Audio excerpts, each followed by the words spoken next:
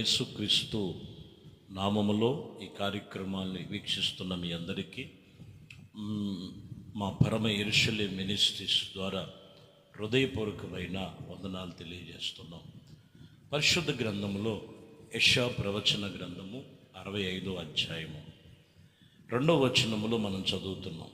తమ ఆలోచనలు ననుసరించి చెడు మార్గములు నడుచుకొనుచు లోబడనోళ్ళని ప్రజల వైపు దినమంతా నా చేతులు చాపి ఉన్నాను.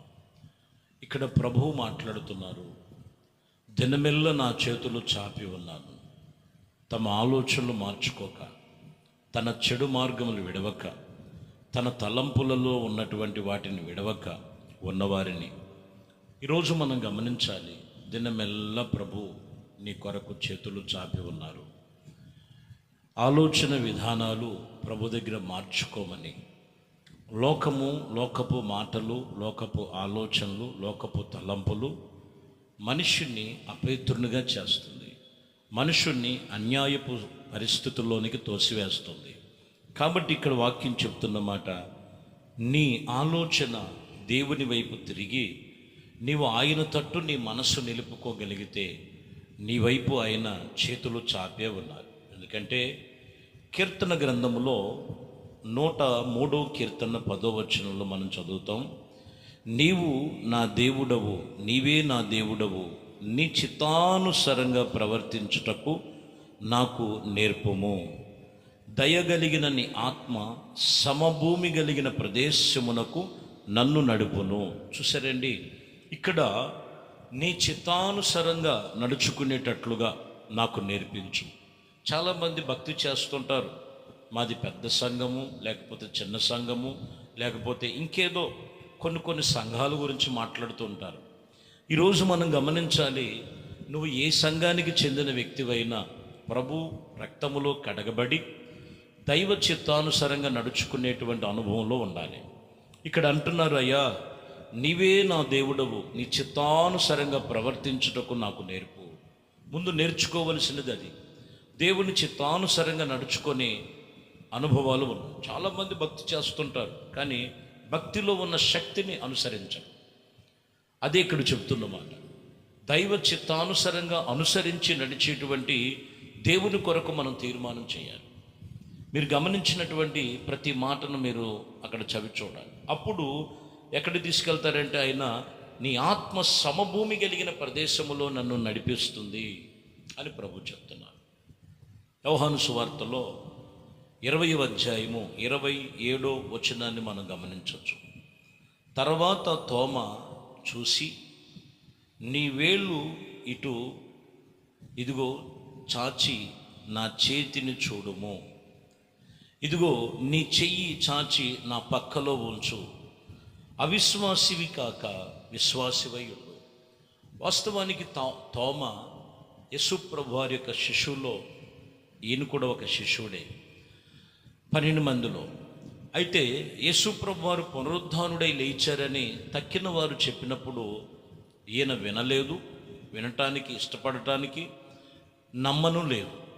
చూడండి, మీరు గమనించినట్లయితే 8 దినాల తర్వాత ప్రభు ప్రత్యక్షమయ్యి, నీ చెయ్యి చాపు తోమా, నువ్వు అవిశ్వాసివి కాక విశ్వాసివై ఉండు, నా గాయాలను చెక్ చేసుకో. ఈరోజు మనం గమనించాలి, ఎందుకు ఆయన కల్వరి శిలువలో రక్తమును కార్చి ప్రాణము పెట్టి పునరుద్ధానుడై లేచాడంటే, ఏ మనుషుడు అవిశ్వాసిగా లోకములో పడిపోకూడదు, విశ్వాసములో ఉండాలి.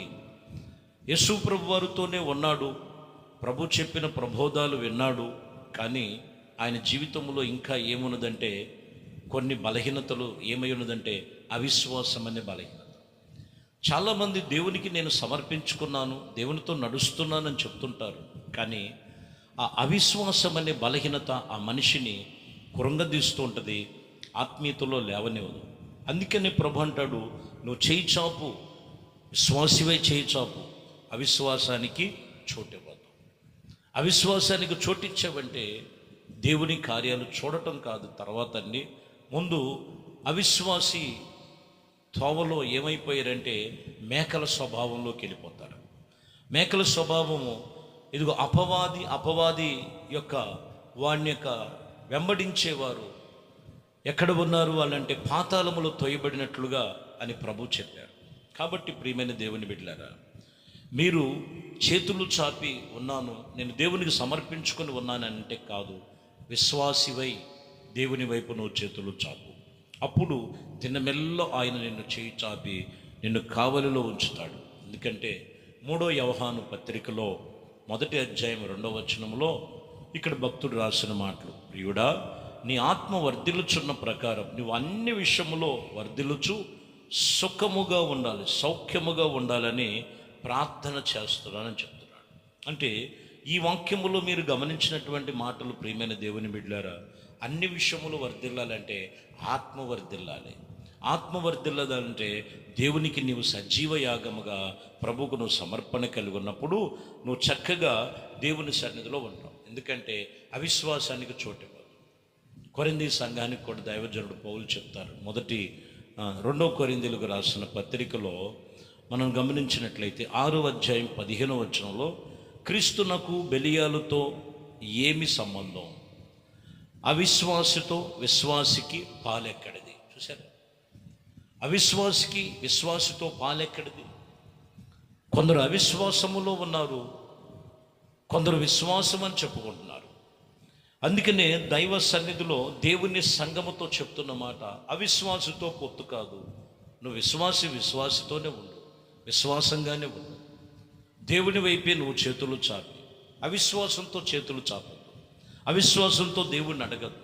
అందుకనే తోమాతో గద్దించి మరీ ప్రభు చెప్తున్నాడు, నువ్వు చెక్ చేసుకో నా గాయాల్ని, నువ్వు అవిశ్వాసివి కాక విశ్వాసివై ఉండమని చెప్తున్నాడు. ఎందుకంటే ప్రియమైన దేవుని బిడ్డలారా, ప్రకటన గ్రంథములో రాయబడిన మాటలు 2వ అధ్యాయము 13వ వచనములో సాతాను గురించి అక్కడ లేఖనాలు తెలియజేస్తున్నాయి.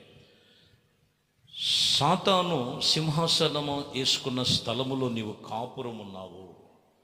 కాబట్టి సాతాను కాపురం ఉన్న ఆ స్థలములో నీవు నా యందు విశ్వాసివై ఉండాలి. ప్రభు చెప్తున్నాడు సంఘానికి, నీ సాక్ష్యాన్ని కాపాడుకోవాలి.